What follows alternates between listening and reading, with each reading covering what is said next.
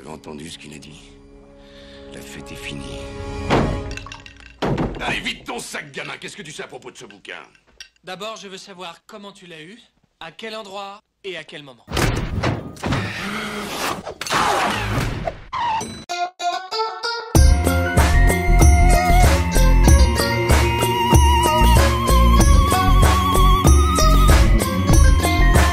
Hello Camille. Bonjour Alex.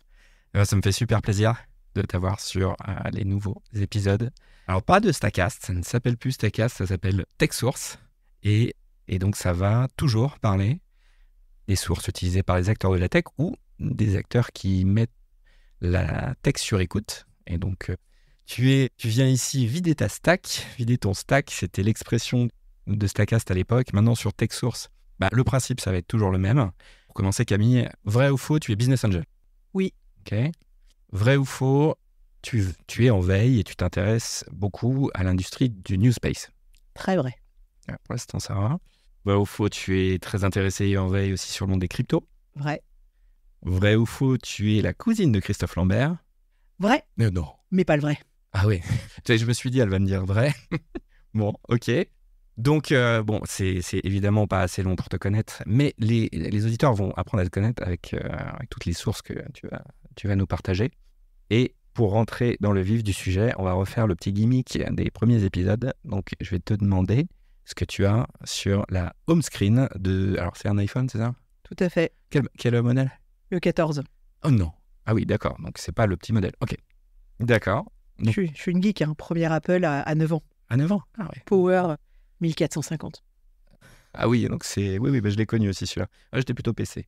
Alors, du coup, sur ta home screen d'iPhone, qu'est-ce que tu as? Alors déjà, moi, j'ai des home screen d'iPhone différentes selon l'endroit où je suis. Donc, j'en ai une si je suis dans ma vie de tous les jours, une si jamais je bosse, une quand je suis off. Donc, sur celle du travail, pour la petite blague, il y a une photo de billet. Oui. Ça veut dire que c'est de l'argent. C'est le moment où tu gagnes de l'argent. Et donc là... C'est des profils différents que tu peux customiser avec Apple, quoi. C'est avec le mode concentration d'Apple que tu peux déclencher avec soit des endroits ou des moments dans la journée. D'accord. Donc moi, quand j'arrive dans le coworking où je vais travailler, ça se déclenche automatiquement. En fait, je n'ai jamais essayé ce truc-là.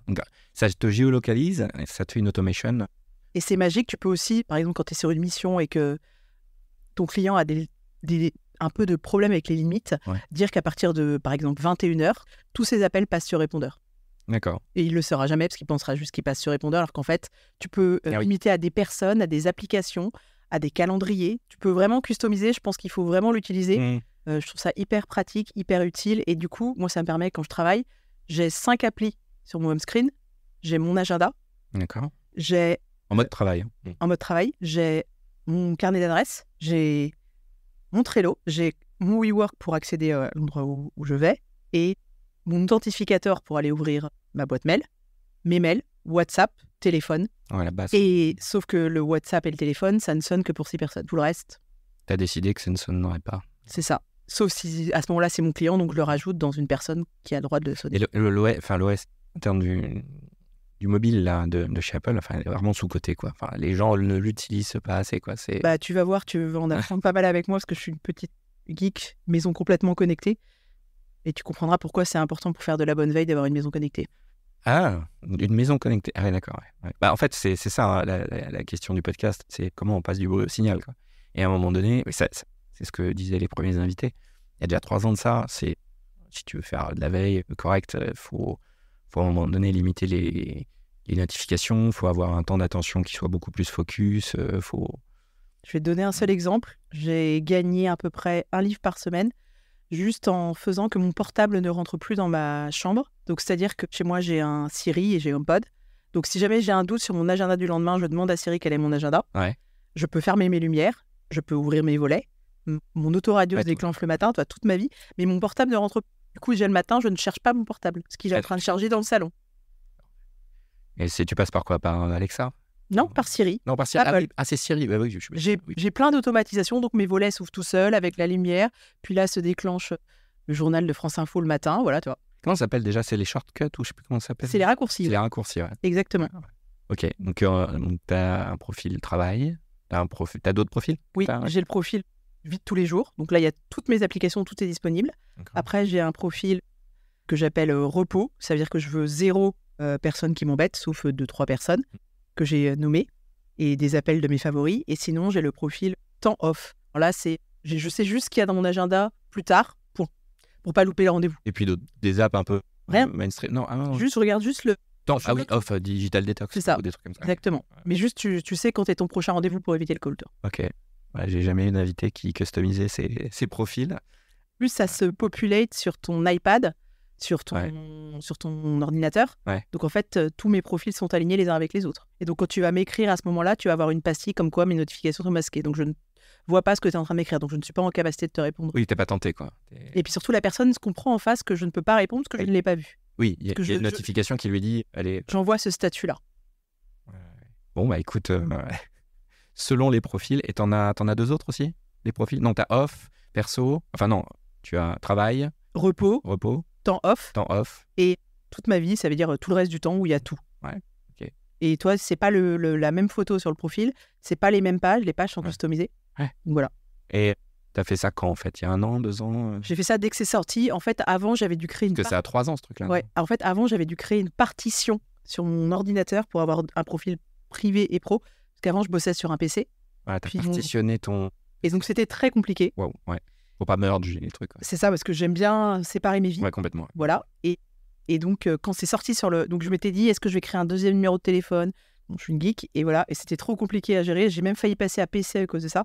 Et du coup, quand c'est sorti, je l'ai tout de suite utilisé. Quand je fais du vélo, je vais aussi créer un mode vélo. Ouais, avec Spotify disponible, des choses comme ça. Non, plutôt parce que pour le coup, en vélo, moi, je regarde pas une carte. Hein, je suis monotache. Hein, ça, par contre, tu vas voir, je fais rarement 2 choses à la fois. Ok. Eh ben, c'est déjà super complet. En termes de sources, on va s'attaquer un peu à tes lectures. Newsletter, blog, j'imagine que tu lis beaucoup. Donc, on a vu que tu étais en veille sur tout ce qui est New Space, l'économie du New Space. Tu peux peut-être nous en dire un petit mot sur ce que c'est, cette industrie. Et puis, tu es en veille aussi sur les cryptos, ou le Web3, comme on dit en général. J'imagine que tu as pas mal de lectures. Alors, peut-être un petit mot sur les 2 industries là que tu couvres. Alors, en fait, c'est même plus que ça, on va dire. J'ai les industries que je couvre de façon récurrente. Donc, c'est le New Space. En clair, c'est toute l'industrie spatiale actuelle. C'est la NASA et l'ESA qui ont tous les pouvoirs, on va dire. Donc, tout ce qui est en train de se passer maintenant avec SpaceX, avec The Exploration Company et tout ça. Donc, c'est plein de startups, plein de projets différents, plein surtout de verticales qui ne sont plus que dans le space, avec de l'agriculture et du space, de la navigation et du space, de l'automobile et du space, voilà. Et après, tu as les cryptos, mais plutôt les digital assets, pour être plus couvrant. Ouais. Le Web3 gaming, je suis de très loin, mais ça ne m'intéresse pas vraiment. Ouais, okay. Parce que voilà, j'ai pas cette appétence-là. La régulation crypto, et puis du coup, en fait, moi, je viens de la banque. Donc, j'adore les fintechs, j'adore la banque traditionnelle, j'adore le projet de FTX. En ce moment, je me régale. Franchement, c'est des purs moments de plaisir de lire tout ça. Voilà. Et donc, je fais aussi beaucoup de veille géopolitique parce que je trouve que l'économie, ça a beaucoup d'impact sur la situation économique et donc sur quels impacts ça va avoir sur tes clients, sur les startups que tu aides. Ouais. Tu vois, par exemple, moi, tout de suite, quand j'ai vu ce qui se passait en Ukraine, j'ai dit ça va avoir tel impact. Et là, Israël, en effet, là, ça commence à avoir des impacts pour des clients tout de suite, maintenant, en plus de ce qui se passe aujourd'hui comme situation. Donc voilà. Et en plus, c'est des industries qui... Surtout dans les cryptos, il y a beaucoup de choses. En Israël, hein, il y a beaucoup de boîtes, donc voilà. Ouais. Alors après, du coup, moi, en fait, j'ai des sources un peu... J'aime bien les papiers de recherche. D'accord. Bloomberg, ChatGPT, le dernier mémorandum de Vitalik. Moi, mes 2 sources principales, c'est Epsilon et Harvard Business Review. Et en fait, je les lis de façon asynchrone. Alors, déjà, Harvard Business Review en anglais, hein, pas en français. Oui. Alors pourquoi ? Parce que la version française, tu penses qu'elle est un peu... parce qu'en fait, la version anglaise, déjà, elle a beaucoup plus d'avance. Et la version anglaise, c'est souvent des études, alors qu'en français, c'est plus du sentiment. Et moi, ce que j'aime dans Epsilon et Harvard Business Review, c'est le côté factuel. Donc, c'est pour ça que je suis assez fan de ça. Mais par contre, je ne lis pas à chaque fois que ça sort. C'est que, genre, à un moment donné, j'ai un sujet et je vais lire tout ce que j'ai à la maison sur le sujet. Donc, je vais reprendre tous les numéros d'Epsilon et je vais voir ce qu'il y a dessus. Ouais. Donc, c'est vraiment par tocade. Après, je lis pas mal les échos quand je veux voir des trucs précis sur l'industrie. D'accord. Tu as les échos, il y a une section particulière des échos C'est plutôt les grandes entreprises, 440, industrie, PME, pas la partie start-up, plutôt la partie un peu old school, on va dire. Okay. Figaro, Le Monde, comme ça, j'ai les 2 côtés Courrier international, j'aime beaucoup aussi. Ouais. Et après, je lis beaucoup de pieces dans The New Yorker, The Rolling Stone. En fait, moi, ce que je lis, c'est quasiment La presse, quoi. Ouais. la presse et aucun livre business. C'est-à-dire que je vais pas lire comment gérer les réseaux sociaux. En fait, ce que souvent, je trouve que ces bouquins, en fait, j'apprends quasiment rien. Bah, t'apprends tout dans la table des matières, quoi. Enfin, dans le sommaire. C'est ça. Et donc, du coup, je suis très déçue. Donc, ce que je lis plutôt, c'est des biographies. Ouais. Pas mal de choses sur le Newspace. La dernière bio de par exemple, d'Ashley Evans, d'Elon Musk, voilà. Ouais, Je lis pas mal aussi de BD, parce que je trouve ça hyper intéressant. Là, je le lis, celle de Laurent Dorday qui est sortie sur l'IA, Oui. Dream Machine, parce que je trouve que c'est une autre façon de voir. Le seul livre que j'ai lu un peu plus business, c'était le livre de Lucie Bonis sur le management, parce que c'est des chapitres qui finalement ressemblent à un article d'Epsilon. Et après, tu as les sources. Très digeste, quoi. C'est ça. Et après, sinon, je lis énormément de science-fiction. Ouais. Des histoires où tu as entre 3 Anticipation, c'est ça. En fait, dystopique. c'est dystopique, mais très proche de ce qui se passe. C'est très ressemblant à la Terre, mais c'est généralement c'est du collectif qui vont régler une quête, régler des problèmes. Et souvent, d'ailleurs, c'est des science-fiction un peu enfantines. Ok. Tara Duncan, le gardien de la galaxie, souvent avec des femmes d'ailleurs qui mènent la bataille. Et donc voilà. Et ça, je trouve ça intéressant parce que c'est pas Orwell, c'est pas aussi loin. Ouais. C'est un entre-deux. Et ce que je trouve intéressant, moi, je prends souvent beaucoup de leçons de management et leadership dans ces livres. Ah, hyper intéressant. Bah, de toute façon, la science-fiction, c'est toujours aider C'est ça. la science en général, mais... Alors, en newsletter, tu vas être déçu. J'ai regardé. Je lis pas tant de choses que ça. Je lis Il y en a trop. ma préférée, celle qui m'annonce ma fin de journée et qui me met de bonne humeur à chaque fois, c'est Time to Sign Off. Ouais. Je l'adore parce qu'en fait, je suis très au courant de ce qui se passe là-dessus. Une deuxième, auquel j'étais abonné mais que je ne lis plus, ce qui m'intéresse, c'est juste le daily, c'est Snowball. Ouais. Le daily WhatsApp est bien, mais la newsletter, pour moi, maintenant, c'est plus à mon niveau. Donc, je suis abonné, mais toi, si je pouvais voir que le daily, je le prendrais. Ah, c'est très grand maintenant, il y a plein de sujets. C'est trop grand, et puis surtout, bref, c'est pas forcément en adéquation avec ce que moi, je regarde. Après, je lis des newsletters comme Milky Road, Simon Taylor, j'aime beaucoup ce qu'il fait sur les fintech. Ouais. Bah, c'est un Substack, lui. Ouais, c'est un Substack. Après, c'est plutôt, genre, à un moment donné, je vais faire un focus et je vais lire tout ce qu'il a fait. Ou The Block. Là, je suis en train de découvrir The Generalist. D'accord. The Rest of the World, j'aime beaucoup. C'est quoi, ça? The Rest of the World, c'est une newsletter avec 4-5 news de trucs un peu what the fuck. Par exemple, il parlait d'imprimer des maisons en 3D. Ouais. Donc, c'est 3D Icon. C'est une boîte qui va aussi imprimer sur la Lune l'habitat des astronautes. Donc, du coup, tu découvres ça par le prisme de la Lune. Et après, je découvre qu'en fait, ils impriment déjà des maisons dans le Texas. Avec du concrete. Ouais, c'est la méthode d'impression 3D. Et ce qui est intéressant, c'est qu'ils disent on fait que l'extérieur et après on prend des artisans pour faire l'intérieur. Ok. Donc finalement, en newsletter, je lis pas tant de choses que ça. Ouais. Et puis souvent, en fait... Déjà pas mal. Oui. Tu gères comment toutes tes newsletters? Alors pour le coup, dans mon stack de veille, c'est vraiment, quand je te dis low cost, j'ai 3 outils. C'est-à-dire que j'utilise Stoopinbox pour recevoir les newsletters, sinon ta boîte, sauf Time to Sign Off qui arrive dans ma boîte. Ma vraie. C'est pour te dire à quel point je l'aime. Après, j'utilise un deuxième outil, c'est un groupe WhatsApp avec moi-même où je copie-colle les liens des articles qui m'intéressent. Et après, ça, je le dump quand j'envoie un lien plus de 2 fois à quelqu'un. Tu le sauvegardes. Je le sauvegarde dans un Trello avec des cartes. Et finalement, dans mon Trello, je dois avoir une 40aine de documents. C'est des études, des trucs un peu denses. Goldmine, quoi. C'est ça. Si tu tombes sur ton Trello, on tombe sur ton Trello. C'est ça. Mais j'envoie souvent, parce qu'en fait, quand j'envoie un truc plus de 2 fois, je me dis que ça vaut le garder. Voilà, c'est tout. D'accord, donc tu gères ta knowledge comme ça un peu, quoi. Après, l'avantage, c'est que quand je lis un truc, j'ai de la chance qu'il reste normalement à vie dans ma tête. Donc j'avoue, j'ai cet avantage concurrentiel de ne pas avoir besoin. Ouais, tu retiens bien. Ouais. C'est ça. C'est assez frais. Tu documentes, mais finalement, tu replonges un peu dans ton Trello des fois ou pas? Oui, bah là justement, aujourd'hui, j'ai envoyé 3 études à une amie dans un cabinet comptabilité qui se demandait comment avoir plus de femmes. Ok. Et j'ai envoyé une étude de Harvard Business Review qui explique que quand tu mets 2 femmes dans la shortlist, la femme est choisie pour ses compétences et plus parce que c'est une femme. Ok. Tu vois, des choses comme ça. Et t'as fait search dans ton Trello? Même pas, je sais que... En fait, rangé là. En fait, c'est article, podcast, vidéo, et voilà. Article, c'est hyper bien structuré. Et après, juste un truc qui est très important. Pour faire ma veille, en fait, moi, je fais pas vraiment confiance à ce que je lis. Généralement, je trouve un expert, un espèce de un peu géo trouve tout fou. Voilà, tu te mets derrière. C'est ça. Non, c'est vraiment, j'ai eu la chance de le rencontrer à un endroit et après, je lis tout ce qu'il publie et ce mec est tellement brillant que genre j'apprends plein de choses. Par exemple, sur le space, j'ai Nasser Chahat qui bosse à la NASA.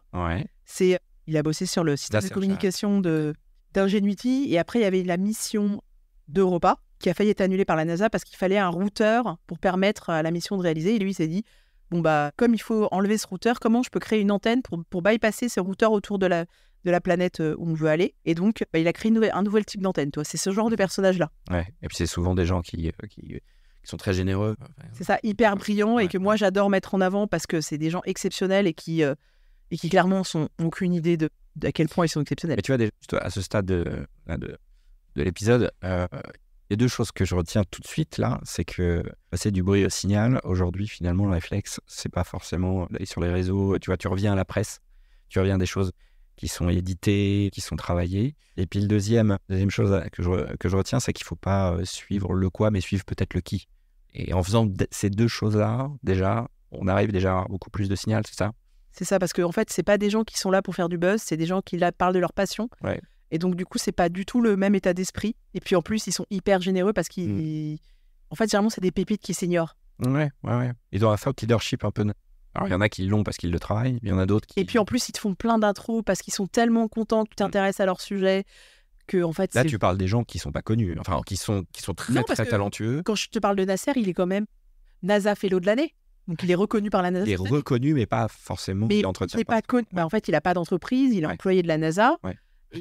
Bah, sur les réseaux sociaux, il n'est pas là, il n'a rien à vendre. Ouais, il est juste là pour parler de sa passion, de publier ses papiers de... C'est un creator. C'est pas un influenceur, c'est un creator. C'est ça. Ouais. Une vraie différence entre les deux. Donc, suivre le qui, suivre les personnes. Je vais te donner une super pépite, c'est Simon Taylor aussi. Simon Taylor, ok. Extraordinaire. Donc, un peu un profil comme ça, ou une personne qui est... Bah, lui, en fait, en plus, il écrit sur sa Substack des trucs très tedious, très longs. Et là, il a lancé les sardines. Je suis hyper fan. D'accord. Après, il y a un truc que les gens ne regardent pas souvent, je crois que ça s'appelle Insight. C'est un truc qui prend les bilans d'entreprise et qui split les coûts et les revenus. Et je trouve ça hyper intéressant. Ils prennent par exemple le résultat d'Apple et ils te split par division en coûts et revenus.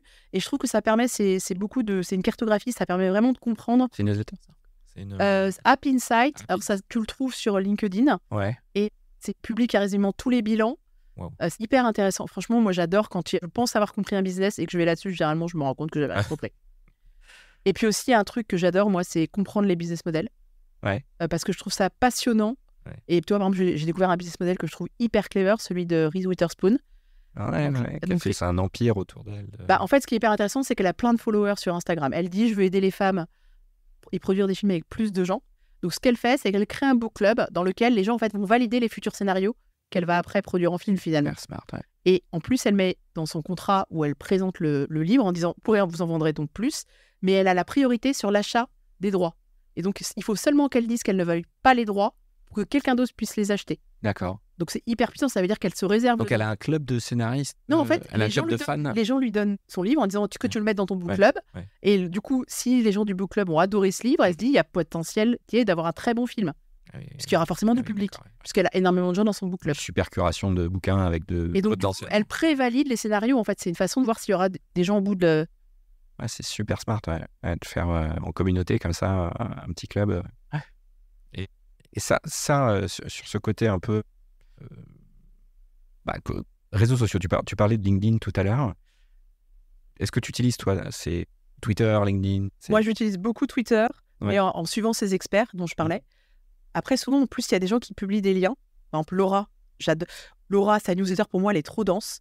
Elle est trop marketing. Mais c'est Laura. Donc, ça. Ouais. Mais par contre, c'est le comment du pourquoi, sa newsletter. Mais par contre, les liens qu'elle publie sur Twitter, pour moi, c'est largement suffisant. Et donc, en fait, je ne lis plus sa newsletter. Ouais. Je suis désolée, Laura. Mais par contre, je lis tous les liens qu'elle publie sur Twitter. Pour moi, ça me suffit. Ouais, tu veux de la matière brute, quoi. C'est ça. Moi, j'aime bien la longue piste, toi. J'aime pas la version édulcorée. Et d'ailleurs, c'est ce que je reproche souvent aux articles. C'est que moi, j'aime bien savoir ce qu'il y a dans le contenu de l'article. J'aime pas la phrase putaclic. Ouais, l'accroche. C'est ça. Donc, t'es plutôt Twitter que LinkedIn, quoi, finalement. Et oui. Sachant que maintenant, Twitter n'est plus limité en caractères, donc t'as des pâtés, quoi. Ouais. Après, LinkedIn, moi, j'aime bien aussi parce que tu découvres des tendances, des choses business. Mais je suis plutôt côté américain, mais tous les grands créateurs américains hyper connus. Moi, j'ai fait la classe Twitter de Sahil Bloom il y a longtemps, en 2021. C'était quoi? C'était une masterclass? Non, c'était une classe. On était une cohorte de 25 personnes. C'est des gens qui aujourd'hui ont des millions de followers sur Twitter. Moi, je suis pas... Mais j'étais hyper intéressant de voir tous ces gens-là, de discuter avec eux. Tu utilises des outils en particulier, des fonctionnalités de LinkedIn en particulier pour... Eh ben, j'ai ça, découvert une super fonctionnalité. Ouais, il y en a des cachés. Hein. Aujourd'hui. Il y en a des cachés. Et je me demandais comment je suis premium, comment aller sur les profils en privé. Et à chaque fois, il faut aller changer dans l'antre du truc. Et alors, je vais vous donner le super truc que m'a donné un de mes Je connais pas ça. amis dans mon coworking, parce que je le voyais passer sur le profil. Ouais. Et il me dit, là, je suis en mode privé. Je fais, mais comment tu fais? C'est hyper compliqué. Il y a une petite extension Chrome qui s'appelle Incognito, que tu D'accord. actives en haut et qui fait que tu passes sur les profils en mode privé. Et quand tu l'enlèves, tu es en mode public. Voilà. Moi, j'ai plein d'extensions Chrome. Je suis vraiment une geek dans toute sa splendeur, voilà. Et donc, c'est hyper intéressant. Ouais, et puis on parle là de plugins qui n'ont rien à voir avec le sales, tu vois, où je grabe des choses. Parce qu'en fait, à un moment donné, sur LinkedIn, il y a eu beaucoup de choses qui sont développées en termes de team et tout tournait autour de la vente, du business. Et finalement, il y a quand même beaucoup de choses aussi sur l'information, la manière de la gérer, la manière de la traiter. Moi, je trouve qu'ils pourraient aller plus loin. Je crois qu'ils ont mis en place un système de... Ah non, ils ont retiré les hashtags, donc... Oui, maintenant, c'est pour rire. Ouais, c'est pour rire. Mais Sylvain Thion, tiens, que j'avais interviewé sur les premiers épisodes, il avait créé une petite app qui était pluguée à Chrome et je crois que ça te permettait d'être en veille sur des concepts. Bruno a parlé de ça dans une de ses newsletters, je crois, où il crée des fausses pages Ah oui. pour sauver des éléments de recherche. Ça a dû sortir dans sa newsletter. Et tu parles de Bruno Freedansky, exactement, qui expliquait ça. Après, moi, franchement, la veille que je fais sur LinkedIn, c'est plutôt pour découvrir des gens que des choses. Ouais. Et après, je vais aller les voir sur Twitter. Ou les voir en vrai, parce qu'en fait, c'est ça aussi. Oui, alors par c'est contre, des vraies personnes. Je vais souvent dans les DM des gens, clairement, parce que je trouve que ça change complètement la relation. Et en fait, tu découvres généralement des gens qui ont l'air pépites. C'est pas des pépites, en fait, c'est des mines d'or, tellement ils sont généreux, sympathiques, ils te parlent de choses. Et puis, tu te rends compte aussi, même moi, en plus, en étant dans plusieurs industries, quand je parle aux gens de l'industrie, en ce moment, dans une space, tu te rends compte que quand c'est ta boîte, finalement, tu n'as pas vraiment le temps de voir ce qui se passe autour. Et donc, tu loupes des trucs très basiques qui se passent autour parce que juste, tu es vraiment sur ta verticale propre.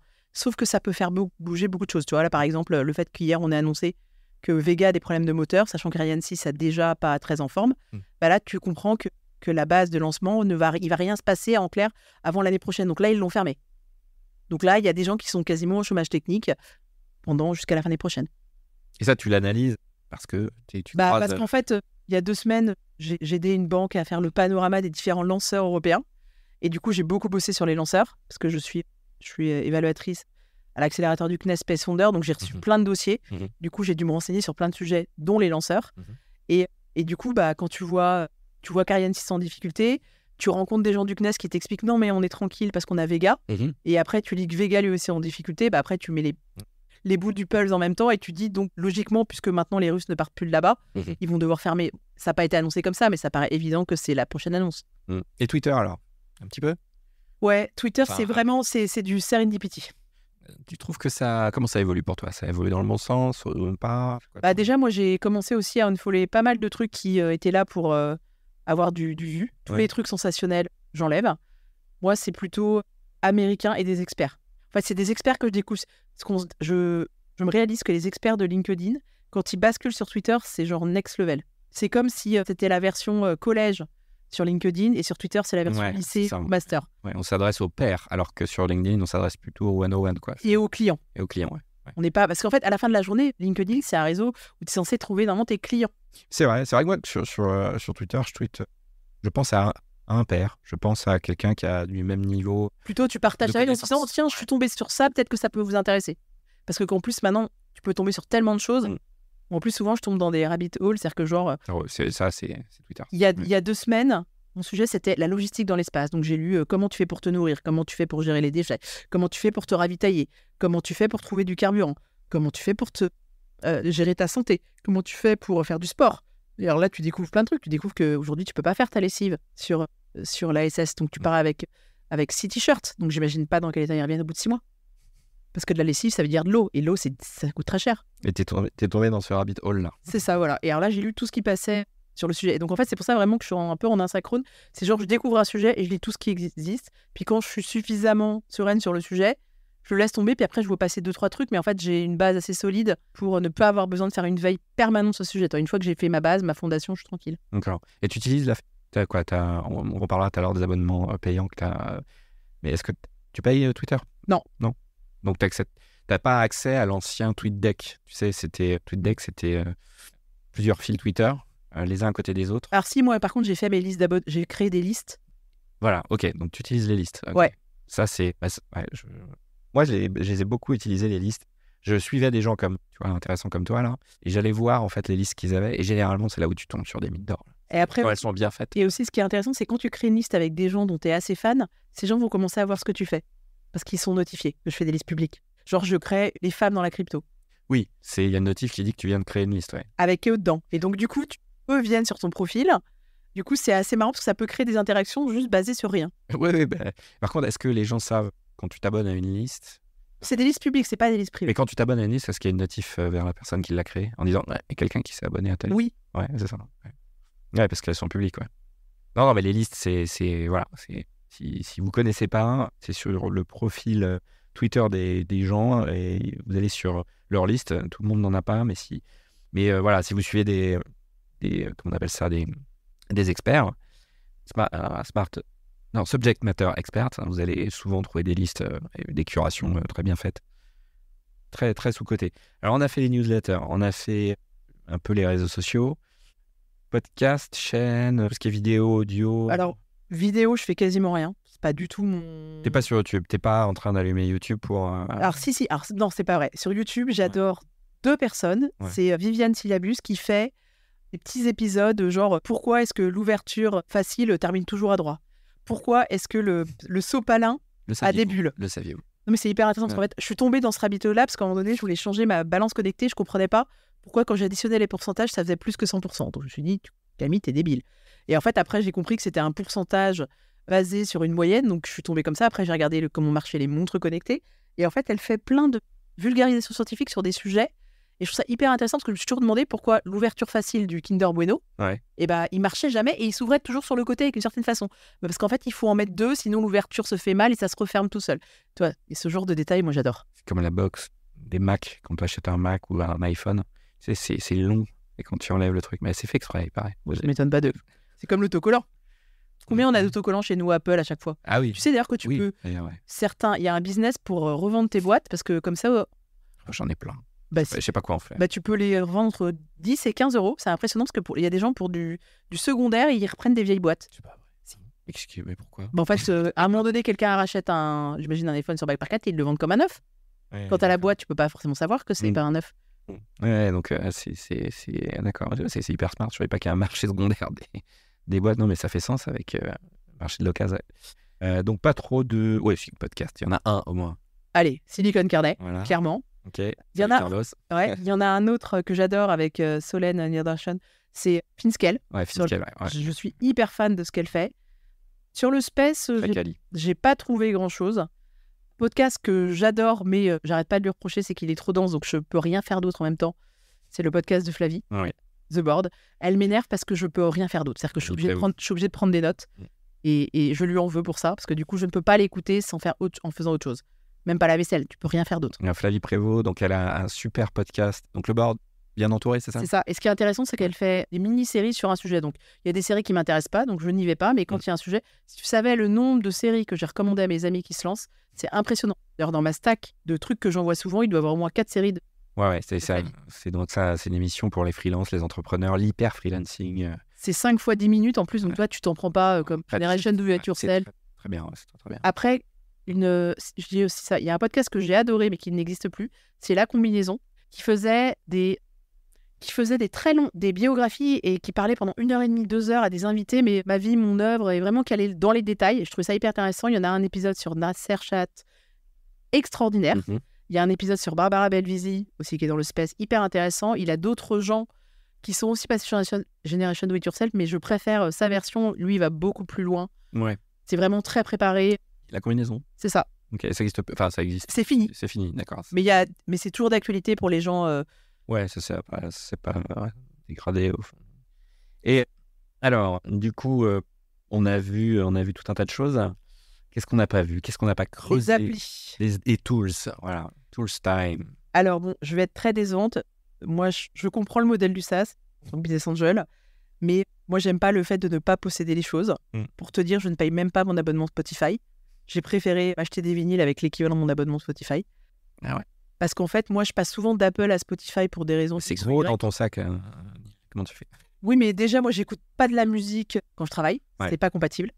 C'est tranquille à la maison. Ça, le et, son. et, et juste, je ne fais que écouter de la musique. Et d'ailleurs, quand je lis, j'écoute du jazz sans parole. Blablabla, tu vois. Vraiment, Ouais. on ne peut pas faire deux choses à la fois. Alors, en appli que je paye, je pense que... Donc, moi, je ne suis pas du tout fan de la suite Google. Pour moi, c'est à jeter. Je déteste cette suite.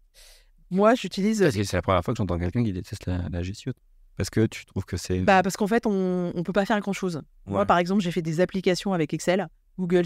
En fait, Ah oui, d'accord. C'est limité en termes... bah, en fait, moi, j'ai poussé les outils très, très loin. Donc, en fait, je fais mes présentations. Je n'utilise pas Canva, j'utilise PowerPoint. J'ai une super présentation avec tous les emojis que j'utilise depuis le début de ma carrière. Et donc, en fait, je ne fais que du réutilisation. Eh oui. Voilà, avec... j'utilise hyper fan d'Excel. Mail d'Apple ou d'Outlook, je suis sans... Donc, voilà. Donc, moi, c'est la suite Microsoft bien classique, c'est-à-dire PowerPoint, Excel et Word. Merci App, quand même, qui est une grosse appli, et Grammarly, version anglaise. Ça, c'est pour corriger l'orthographe. Alors, merci App, ça fait quoi déjà? Ça corrige l'orthographe en Ah oui, français. d'accord. Oui. Ça, si je la paye. Merci App, je la paye. D'accord. Grammarly, je la paye pas parce que je fais pas assez de... Comme j'écris tout en anglais, j'en ai moins besoin que finalement... Je suis plus en difficulté en écrivant en français qu'en anglais pour le business. D'accord. Que j'écris le Enfin, trois quarts. oui, c'est ça. Tu es tout le temps en anglais. Donc... C'est ça. Donc, voilà. J'utilise le CRM le plus cher de la Terre qui s'appelle Contact d'Apple. Donc, c'est-à-dire qu'aujourd'hui, moi, tous mes contacts sont dans mon CRM d'Apple. Et comme je suis un petit peu... en fait, le fait d'avoir passé 15 ans chez BNP Paribas, où finalement, il y a beaucoup d'argent, mais beaucoup de projets, donc quasiment pas d'argent pour les projets, Ouais. je suis un peu la version bootstrappée tout le temps. Donc, moi, je veux pas payer de CRM. Et alors, donc, je vais te donner mon secret. Moi, j'ai... Donc, voilà, t'étais encore dans la suite d'Apple, enfin dans l'OS d'Apple. Ça, voilà. Parce que déjà il sous côté. est disponible partout. C'est vrai. Et ce que je fais, c'est que j'ai créé des codes dans mon contact. Et donc, par exemple, les gens en crypto, ça va être un petit sac d'or. Les gens dans l'espace, ça va être une fusée. C'est dingue, c'est dingue. Les gens qui vont être dans Silicon Carnet, ça va être un piment. Emoji par personne. C'est ça. Et ça en un seul coup d'œil. Et du coup, c'est cumulatif. Ce que tu cherches l'emoji, tu vas voir que, par exemple, Flavie, Ouais. elle va être elle est dans le board, elle est dans le Silicon Carnet, Ouais. elle est dans Fleet, qui est le collectif de freelance Web3 auquel on appartient toutes les deux. Ouais. Et voilà. Et donc, du coup, je sais tout de suite. Et si après, un jour, j'ai un peu de courage, je crée un groupe intelligent sur mon ordinateur Ouais. et je les passe dans la catégorie. Par exemple, mon médecin, je lui mets un stéthoscope. Tous les médecins, ils sont avec stéthoscope. Ma famille, mes amis, tu vois. Et en fait, tout le monde a des codes comme ça. Et tu peux pas mettre des filtres tout court de mots. Bah, en fait, Dans les l'appli filtres, ou- bah, si tu peux, mais moi, je préfère les emojis. Ouais, c'est ce ça, que tu le vois tout de suite. Tu le vois tout de suite. Logique. Ouais, tu comprends logique. Ouais. C'est immédiat, quoi. Et puis après, dans les notes, je mets plein de choses. Mais alors, attends, juste sur le répertoire, c'est-à-dire que tu es quand même obligé de mettre à jour les contacts. C'est-à-dire que c'est... Bah, en fait, c'est le seul répertoire que je maintiens. J'ai même pas dans mes mails. Ah oui, C'est d'accord. qu'au seul endroit où il est. Ah oui, ah oui, d'accord. C'est ton CRM, quoi. C'est mon CRM. Ouais. Bon, RGPD compliant, on n'y est peut-être pas au top du top parce que j'ai Ouais, pas c'est forcément personnel. de la... C'est ça. Ouais. Bon. Et les notes, ouais, mais ça aussi, alors notes, moi j'utilise ça quasiment. Ah non, tout le notes temps. pour le coup, je l'utilise quasiment Ah pas. bon, tu utilises Ah non, moi j'utilise papier-crayon, désespérant. Ah oui, non mais. C'est-à-dire Non, mais jamais en fait. Moi, là, dans mon sac, j'ai un papier Ouais. avec mon stylo plume. Je prends mes notes et après, je peux les jeter. En fait, j'ai cette grande chance qu'une fois que je l'ai écrit, ça rentre dans ma tête. Et d'ailleurs, Syndrome de l'anti-sèche. Tu l'écris, t'as pris ton cours. c'est ça. De la même manière, je ne lis plus sur Kindle ou sur mon iPad Ouais. parce que je ne retiens pas ce que je lis. Donc, Non, je lis que ouais. du papier. Tout à fait. Alors, mes voisins adorent parce que du coup, quand j'ai lu, je mets en bas dans le hall Ouais. pour qu'ils puissent récupérer. Donc, ils sont hyper contents. Ah ouais, c'est. Non, mais ça, c'est clair que, les prises de notes papier avec. Comment ça s'appelle, les super cahiers. Ah non, mais moi, c'est même pas des beaux cahiers. Moi, tu sais, dès que tu vas dans un event, ils te donnent un goodies, un bloc-notes. Bah, tu vois, en ce moment, c'est un bloc-notes d'Académie. Ah, ouais, mais- Non, mais c'est prouvé que ça, tu retiens mieux. Il y a une mémoire épidermique, je sais pas comment. Ah, mais il y a une étude, je pourrais te l'envoyer, qui explique que. Volontiers. C'est dans mon Trello, par exemple. Ah bah allez, donc dans les show notes. C'est ça. Et donc tu dis papier, crayon pour les prises Et de notes. beaucoup de feutres. Quand tu me vois Wow. travailler, Ah ouais. j'ai un bol de feutres. Je D'accord. dois avoir 25 couleurs. Ah ouais, d'accord. En clair, je fais toutes mes presses d'abord sur feuille blanche. Quand c'est à peu près plus propre dans ma tête, là, je mets au propre. Mais dans les articles, tu vois, que tu consultes sur Internet, ça doit te manquer tout ça. Mais non, parce que c'est pour ça que je lis des longs articles. Parce que Tu lis du des- coup, ça a le temps de s'imprégner, tu vois. Et tu les lis sur quoi, du coup? Tu les Je lis les lis sur sur, téléphone et voilà. Ouais. Après, si tu savais le nombre d'articles que j'imprime, merci mon abonnement WeWork et l'impression, c'est pas très écologique. Mais en fait, sur des trucs où c'est un Ouais. peu de réflexion, genre Ouais, un faut se papier poser. technique avec des formules de maths et tout ça, je Il faut prends du souligner. stylo, j'écris à Oui, côté, t'as tout ça. besoin, T'as besoin. Ah, c'est ça. Vous allez en contact de l'info, quoi. Ouais. Ok, c'est déjà bien complet. Et alors, les abonnements payants, donc tu dis que tu n'en as pas trop. Bah, j'ai Merci App. La Mercière. Je paye Microsoft. Ouais. Logique. Ouais. Je paye Stoopinbox pour les newsletters. Bah, Epsilon, pour le coup, News Review, c'est payant, ça. Ouais, donc tu payes les deux revues, la HBR. Ouais, c'est ça. Après, tous les journaux, j'ai l'immense chance, et aussi, c'est peut-être pour ça que j'aime autant les journaux. Mon père était abonné à 35 journaux quand j'étais petite, et donc à l'époque, on n'avait pas de portable.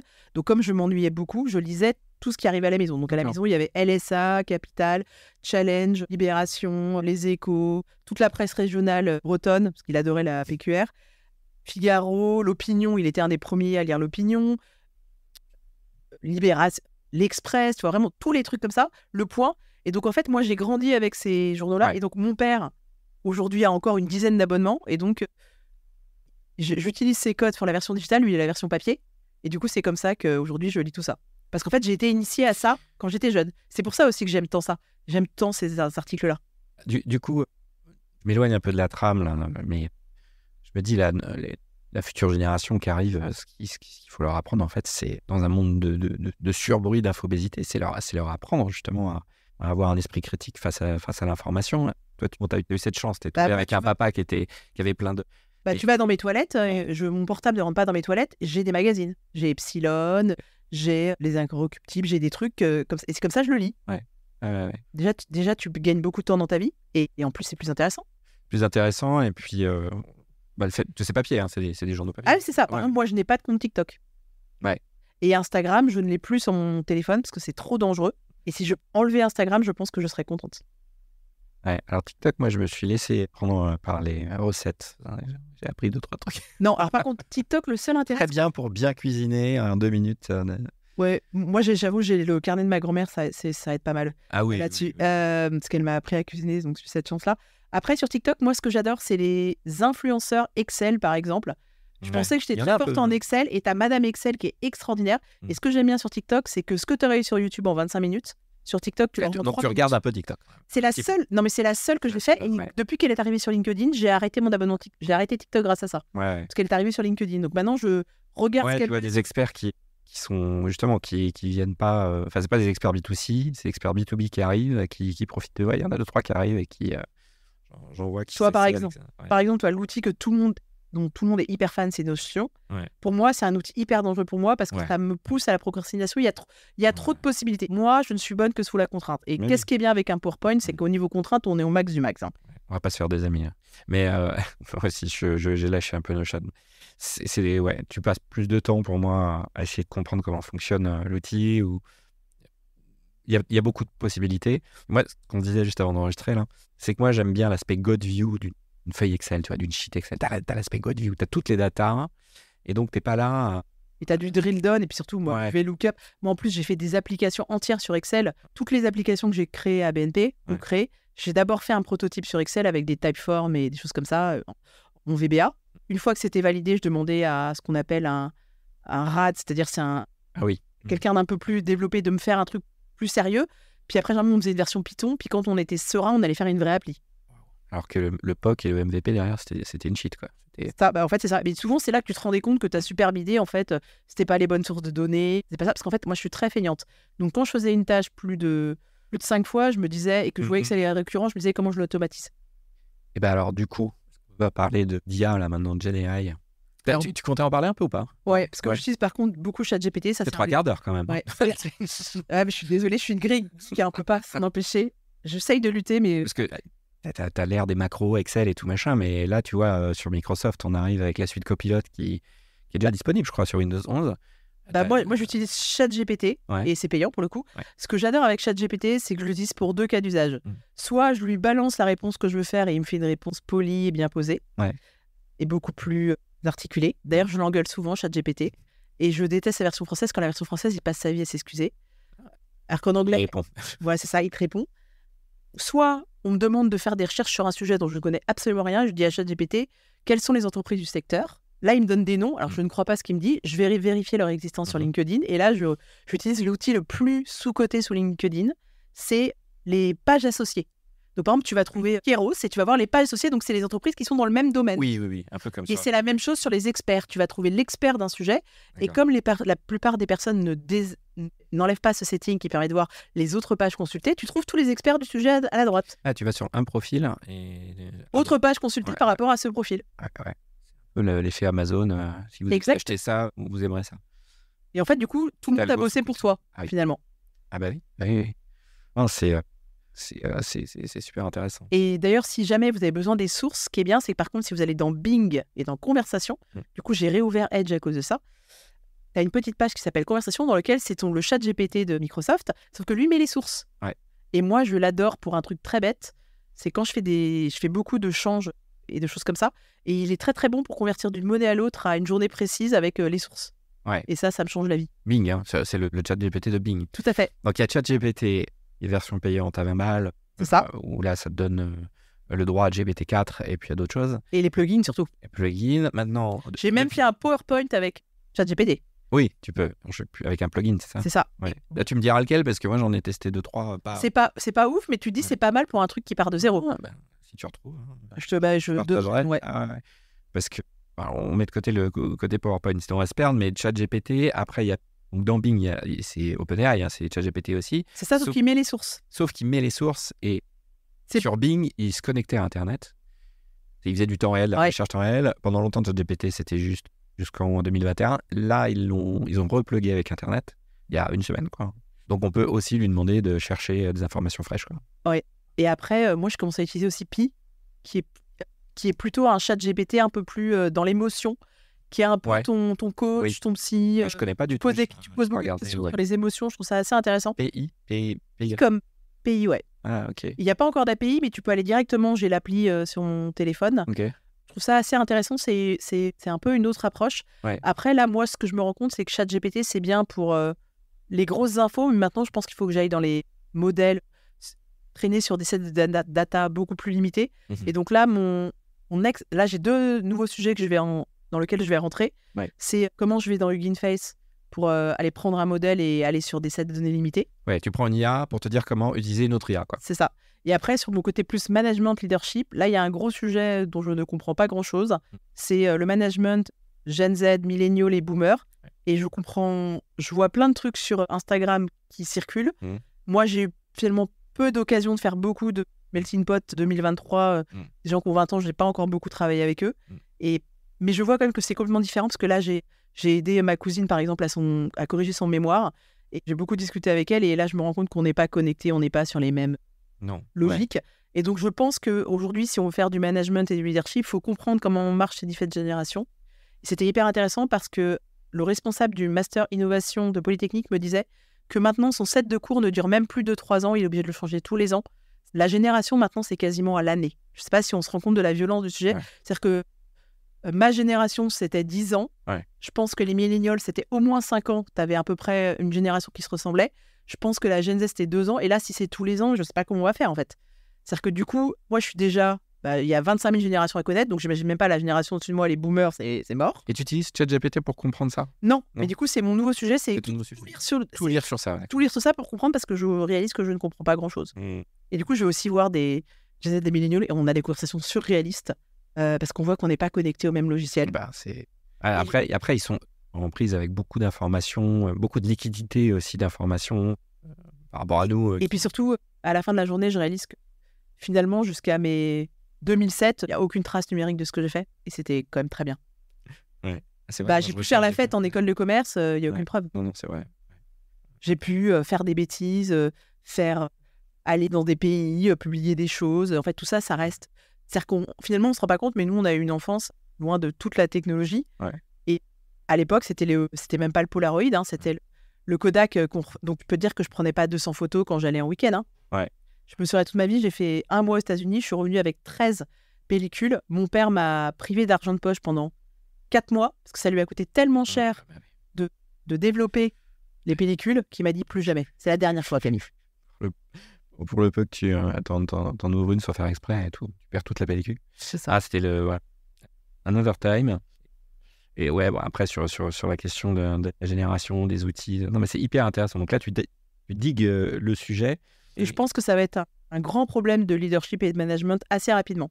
Ouais. Parce que par exemple, là aujourd'hui, tous les entrepreneurs que j'ai en face de moi quand je suis business angel me disent tout, on ne veut plus prendre d'apprentis. le coût d'entrée, on ne comprend pas comment ça marche, on ne sait pas comment les manager.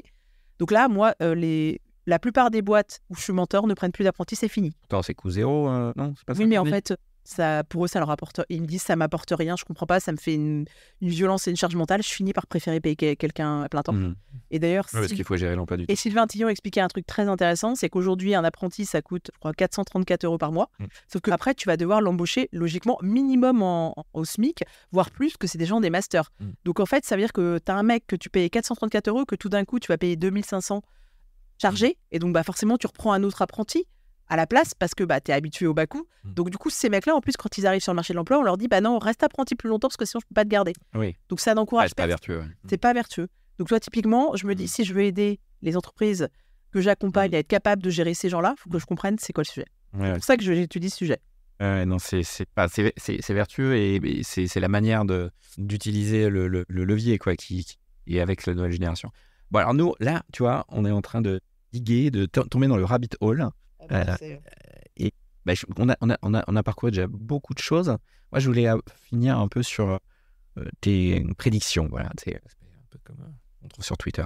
Mes prédictions. Les prédictions sur, tu vois, comme tu es en veille sur les deux sujets, là, crypto et space, on va dire New Space.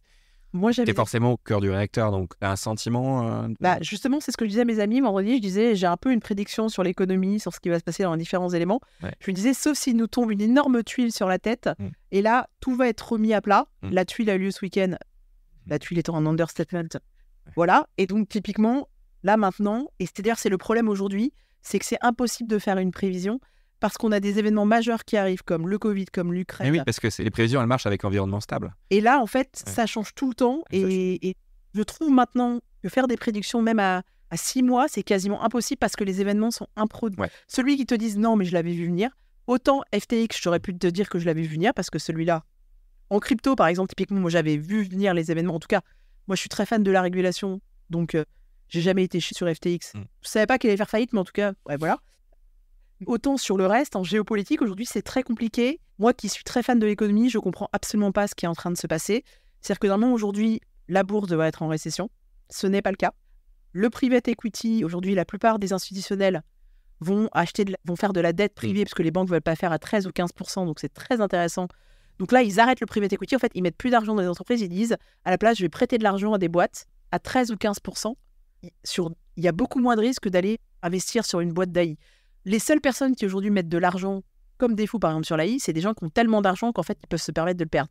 Mais quand tu es une boîte un peu corporate, même pleine de cash, tu es un peu vieux jeu et tu préfères mieux un risque à 13% qu'un risque à x10 parce que aujourd'hui, si on est réaliste, la plupart des boîtes vont à la cave et la mauvaise nouvelle, c'est que les hedge funds ou les fonds de pension américains qui sont dans l'obligation de payer la retraite aux gens qui vont à la retraite tous les ans, à un moment donné, eux, ils peuvent pas attendre et dire ça va aller mieux. Ils vont devoir liquider à la casse. Et normalement, quand tu achètes par exemple un fonds de retraite, désolé de la digression, avec une année, au fur et à mesure, ton allocation part très risquée à moins risquée. Sauf que quand tu vois les années et le nombre de personnes en face qui sont dans ces années-là, magiquement, ils vont devoir liquider tout ce qui était risqué et passer à un truc beaucoup moins risqué. Sauf que le marché n'a pas du tout anticipé ça et que tout le monde, en fait, préfère mieux aller à la... Là, les gens préfèrent mieux aller à la cave, c'est-à-dire prendre des décotes de 20 ou 30% plutôt que d'attendre en espérant que ça soit moins pire bientôt. Des risques complètement. Enfin, ils prennent. C'est juste que tu n'as pas d'obligation. Quand tu as une obligation, quand tu dois payer tes retraités, faut payer. Hein. Donc, toi, la prédiction, c'est. J'ai pas de prédiction, c'est ça qui C'est que tu n'as pas de prédiction, peut-être s'intéresser à la géopolitique, du coup. Par contre, c'est pour ça que je m'intéresse de plus en plus à la géopolitique parce qu'on voit. Il y a des énormes impacts, quoi. Et moi, le seul truc qui m'intéresse énormément, et je pense que les gens ne mesurent pas l'impact, c'est l'effet BRICS. À partir du moment où le BRICS va créer sa monnaie commune, même s'ils ont beaucoup de tensions à l'intérieur, ces gens possèdent 80%, ce groupe possède 80% du pétrole. On a beau dire que c'est pas très à la mode, aujourd'hui c'est encore très à la mode. Et puis surtout, ce groupe possède beaucoup de la dette dans le monde. Si un jour, à un moment donné, la Chine décide de récupérer la dette qu'ils ont en Afrique ou la dette qu'ils ont aux États-Unis, ça va au tapis. C'est-à-dire que par exemple, le Sri Lanka aujourd'hui est en récession complète parce qu'à un moment donné, les Chinois ont dit je récupère ma dette. Ouais. Et ils disent pas non, comme les Américains, on vous l'offre, on annule 50%, c'est donnez-le-moi. Oui. Et donc, typiquement, je pense qu'à qui appartient la dette, ça va être hyper important. Et puis aussi, on voit aujourd'hui que comme le monde change très vite, toutes les doctrines sur l'inflation, sur l'économie, ça n'a pas de sens qu'on n'a même pas le temps de voir les effets, que genre toutes les variables ont changé. Donc, en fait, là, on peut plus vraiment jouer les anciennes recettes dans le monde actuel. Et je pense que ça déstabilise complètement le sujet. Et je pense qu'il y a à peu près personne qui est équipé face à ça. Et je pense que la seule solution, ça va être de faire du big data et d'aller essayer. D'ailleurs, tu vois, je vais donner 2 exemples d'IA, peut-être pour finir, qui vont te faire sourire. Le Pentagone a créé un IA qui s'appelle Game Changer, qui permet de comprendre comment son budget est construit. T'imagines, ils ont créé leur propre intelligence artificielle pour que les militaires puissent s'interroger et dire pourquoi j'ai tant de budget à tel endroit, il va où, comment ça se fait, c'est quoi les règles. Utilisation en knowledge management. C'est ça. Quoi, Mais pour te dire la complexité de millefeuille. Et de la même manière, la BCE vient d'annoncer qu'ils ont demandé à des gens en IA d'essayer de faire de trouver des données, d'essayer de comprendre ce qui se passe, que là, eux-mêmes sont dépassés par la situation économique et essayent de voir des tendances apparaître, parce qu'aujourd'hui, ça se voit plus à l'œil nu. Et les gens qui te disent autre chose, c'est des Madame Irma. Je pense qu'aujourd'hui, il y a tellement de données, et tellement en plus de données fausses disponibles, que en fait, c'est un vrai sujet. Donc, sur la partie prédiction, il n'y a pas de prédiction. 2, intéressez-vous à la géopolitique. Vous aurez peut-être une chance de comprendre un peu ce qui se passe dans la tech, en général. Et 3, si vous voulez faire de la prédiction, il y a l'intelligence artificielle qui arrive. Il va en tout cas voir des tendances arriver, mais il ne fera même pas de la prédiction. Parce qu'à la fin de la journée, il ne faut pas oublier que ChatGPT, c'est juste une probabilité statistique de trouver le mot suivant. Ce n'est pas de l'intelligence. Ça, il ne faut pas l'oublier. Alors après, a priori, Altman aurait annoncé qu'on arrive sur de l'AGI. Oui, et puis surtout, il y a un papier hyper intéressant de recherche qui est sorti dans Science Étonnante, qui s'appelle sur le grokking. Les show notes, ça va exploser. Là. Le grokking, c'est hyper intéressant. C'est quand un modèle IA surapprend, normalement, au bout d'un moment, il va dans la disqualité. Et il y a des modèles qui ont oublié d'éteindre la nuit, donc il a surappris, et à un moment donné, il est devenu à un niveau de parfaititude, c'est pas le bon mot, j'imagine, de 85, 15 ou 96%, ce qui normalement n'arrive pas. Au bout d'un moment, non, il plafonne. Et là, en fait, il y a un moment au milieu où il est dans la choucroute, donc il fait que de la daube. Et après, il est tellement parfait. Et donc là, la supposition, c'est que là, d'où l'idée de cet Altman, là, en fait, à un moment donné, il se passe un truc dans l'IA qui fait qu'il passe au next level, mais qui ne nous explique pas comment il l'a fait. Ouais, c'est plus qu'une black box, là. C'est... En fait, c'est à quel moment, là, on n'est pas déjà potentiellement sur un pseudo-sujet dans l'AGI. C'est... Et d'ailleurs, si vous voulez plus comprendre l'intelligence artificielle, il y a eu un épisode avec Laurent Alexandre dans Generation Do It Yourself où il expliquait un peu les différentes notions. Et c'est vrai que là-dessus, je le rejoins. Je pense qu'aujourd'hui, c'est incapable. Celui qui est capable de se faire des vraies prévisions, c'est très compliqué. Et d'ailleurs, aujourd'hui, dans un hedge fund, la personne la plus payée, c'est pas les portfolio managers, les gens qui font des stratégies, c'est le chef économiste qui a des millions de personnes analystes et qui est capable de te lire l'économie avec des signaux faibles, hallucinants. Et moi, j'ai eu la chance de bosser pour un de ces fonds pendant une certaine période. Et la personne n'annonçait pas du tout ce que annonçait le mainstream. Et il s'est plutôt pas trompé. D'accord. Sur des faits économiques comme la chute des bons d'anglais ou des choses comme ça. Parce qu'en fait, c'est des gens qui vont lire l'évident, le dur, tu vois. Ce qui, à la fin, vont pas croire la newsletter Twitter, mais qui vont aller dans le bilan du beurre, lire les petites lignes, additionner les cases ensemble et dire tiens, il y a un truc bizarre qui se passe là. Écoute, c'est un gros stack, j'ai envie de dire. Non, merci beaucoup. Alors avant de se quitter, on pourrait s'intéresser aussi à ton stack loisirs. Si je sais pas, est-ce que tu regardes des séries? Est-ce que tu... Justement, j'ai réfléchi là-dessus et je me suis dit que j'aime beaucoup des séries où il y a une idée d'enquête, tu vois. Où on résout quelque chose dans un collectif. Moi, j'adore les séries médicales. J'ai une petite histoire d'amour à côté à la fin de la journée. Donc ça te détend un peu. The Good Doctor, je suis hyper fan. Sur un médecin qui est autiste. Dr. Grey's Anatomy. Les dernières saisons. Là où on était vraiment dans les problèmes médicaux, genre j'ai des problèmes de mutation de gènes et tout ça. Est-ce que tu connais Scrubs? Non. Oh là là. Ouais, c'est anglais, j'ai vu 2-3 épisodes, mais moi... C'est magnifique, c'est vieux. Hein, ça, c'est tellement... il y a des séries qui m'ont fait rire dans ma vie, je ne sais... Scrubs. Oui, il y en a plus que ça, mais... Fred, une série que j'ai bien aimée, c'était... Et Scrubs, c'est dans l'hôpital, hein, c'est pour ça que je te... Ouais, t'as Upload, hyper intéressant sur t'upload ton cerveau. Quand tu meurs, t'upload ton cerveau dans un monde virtuel. Et selon les crédits, l'argent que t'as, tu peux faire plus ou moins d'activités et acheter plus ou moins différentes choses. C'est hyper intéressant. C'est sur quoi, ça? C'est quel réseau? Ouais, Amazon. Et un que j'adore, c'est Billions. C'est une série sur les hedge funds avec un psychiatre au milieu qui un peu aide les hommes à performer plus. Et c'est le hedge fund dans toute sa beauté, où tu peux aller au bout du sujet. C'est vraiment la société américaine où je vais réussir. Avec d'un côté très vertueux et d'un côté tu peux aller au délai d'initié. T'as le scope est gigantesque. C'est intéressant. C'est Amazon aussi, ça? Billions, non, je Canal+. Et puis aussi All Mankind. Ça vient pas d'HBO ou des trucs comme ça, non? Peut-être, mais c'est moi je l'ai par Canal+. Parce que les meilleures séries, en fait, elles sont pas sur les plateformes qu'on Ah bah non, connaît. mais d'ailleurs moi en plus comme je n'aime pas payer les séries, j'ai un compte iTunes aux États-Unis, Ouais. donc je paye mes séries aux États-Unis. D'accord. En fait, j'ai une Apple TV, petit truc qui vont faire plaisir. Ouais. Quand vous voulez avoir plusieurs comptes iTunes dans des pays différents, le seul endroit où Apple ne vérifie pas dans quel pays tu es, c'est l'Apple TV. Donc sur mon Apple TV, j'ai mon compte iTunes anglais, iTunes américain et français. Donc, Et je t'as accès à bascule tout le d'un catalogue. pays à l'autre. Et donc, si je paye, j'ai accès aux 3 pays. Et comme je n'ai pas forcément de carte bleue dans tous les pays, ce qui est le cas aux États-Unis, Donc, ah oui, d'accord. et bah, je demande à mes cousins qui habitent aux États-Unis de m'acheter des cartes Apple pour le store. Ouais. Je recharge en redeem et après, je paye ma série. D'accord. Et sauf que le problème souvent quand tu passes d'un pays à l'autre, c'est que tu es limité à 90 jours. Oui. Sauf sur l'Apple TV. Tu peux basculer d'un pays à l'autre le même jour. Ça, c'est l'astuce. Ça, c'est... Ah ouais, oui, mais sinon, tu t'entends... Bah, sinon, tu es bloqué 90 jours dans un pays. Oui, voilà, t'es bloqué. Et d'ailleurs, ça marche même à l'étranger. Tu peux regarder Canal+, là-dessus. D'accord. Moi, par exemple, quand je vais en Angleterre, je pars avec mon Apple TV. Comme ça, je peux regarder Canal+. Ça s'emporte partout, ouais. Et donc là, c'est quelques séries. Toi, donc, t'es très connecté dans ta maison avec Siri, notamment. T'as tout... Bah, j'ai volets. Ouais. Tu vois, par exemple, quand j'arrive chez moi, la lumière sera allumée, mes volets seront baissés. Le matin, je me réveille avec la lumière. Moi, tous les matins, je me réveille avec le journal de France Info. Les nouvelles du jour, qu'est-ce qui se passe ? Ouais. Parce qu'en fait, je l'ai fait pendant très longtemps, puis j'ai arrêté. Et là, je m'y suis remis et je trouve que énormément de mes amis qui ne suivent pas ce qui se passe dans les nouvelles parce qu'ils me disent que c'est trop anxiogène et parce qu'ils ne savent pas comment faire. Ouais. Et moi, je dis aux gens, si vous voulez être au courant de ce qui se passe, je comprends que vous ne vouliez pas aller au hasard ou aller lire sur un Figaro, Le Monde, de quoi. Mettez-vous sur un France Info, prenez-vous juste le journal de 8 heures et au moins vous saurez et vous éviterez de faire des énormes gaffes à vos collègues en lui disant « Mais pourquoi tu m'as pas répondu à mon mail alors que l'entreprise est en Israël ?» Ah, tout à fait, ouais. Non, mais je pense que c'est l'obligation d'être abonné à Mais tu serais étonné. presse quand tu bosses, quoi. Enfin... Dans mon entourage, il y a encore beaucoup de personnes qui n'ont toujours pas réalisé ce qui se passe. Ouais, pourtant, ouais. T'as des routines un peu ? Des routines un peu mindfulness ou pas du tout ? Des trucs qui font que tous les jours... Alors, j'essaye de marcher, ça maintenant, et j'essaye aussi de créer certains rendez-vous avec mes clients. Je leur dis, bon, je vais marcher, donc vous aussi, si vous voulez faire la même chose, faites-le. Parce que j'essaye de marcher par jour, sinon c'est mort. Ouais. J'ai la grande chance d'avoir un coach de sport qui vient une fois par semaine où je fais un peu de boxe, voilà. Ouais.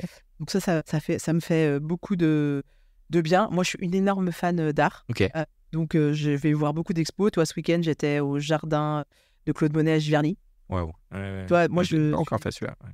Hyper beau. Là, il faut y aller en plus, que c'est n'importe quoi, c'est décalé, il n'y a pas trop de monde. Il faut vraiment y aller. Tu vois, là, ce week-end, je vais aller à Honfleur voir des galeries. Moi, j'aime bien essayer quand je peux. Là, il y a l'expo extraordinaire, à mon avis, de Vincent Van Gogh d'Auvers. Il y a celle qui ouvre la Fondation Louis Vuitton de Rocco, que j'ai déjà vue à Londres, mais qui doit être pas mal non plus. Ouais. Après, moi, j'ai cette grande chance, c'est que quand j'ai fait mon tour du monde, le thème de mon tour du monde, c'était le train, le space et l'art. Ouais. Donc, dans tous ces pays-là, j'ai fait par exemple l'Ermitage, qui est un des plus beaux musées au monde. Ouais. J'ai dû y passer 2 jours. Et donc, quand l'exposition qui est arrivée à Louis Vuitton sur les fameux tableaux des oligarques russes est arrivée, j'étais hyper déçue parce que j'avais déjà tout vu à l'Ermitage. Donc voilà, mais c'est parce que j'ai eu cette chance, c'est parce que j'ai une passion pour l'art, parce que je peins à côté, j'écris des poèmes, voilà. Moi, j'ai besoin à côté d'avoir ça pour un peu des moments, tu vois, où ton cerveau décroche. Ouais. Eh ben écoute, là, je sais pas quoi te dire sinon que cette interview était super généreuse. Merci beaucoup Camille. J'espère que vous avez apprécié cet épisode. Camille, je te remercie encore et puis je vous dis à un prochain épisode sur TechSource. Merci beaucoup Alex. Merci d'avoir écouté cet épisode. Pour accéder aux sources de nos invités ainsi qu'aux transcriptions complètes et recevoir chaque nouvel épisode par email, alors une seule adresse, un seul chemin, rendez-vous sur techsource.io. En vous inscrivant gratuitement à la plateforme, vous débloquerez l'accès à toutes les ressources des épisodes de ce podcast. Enjoy!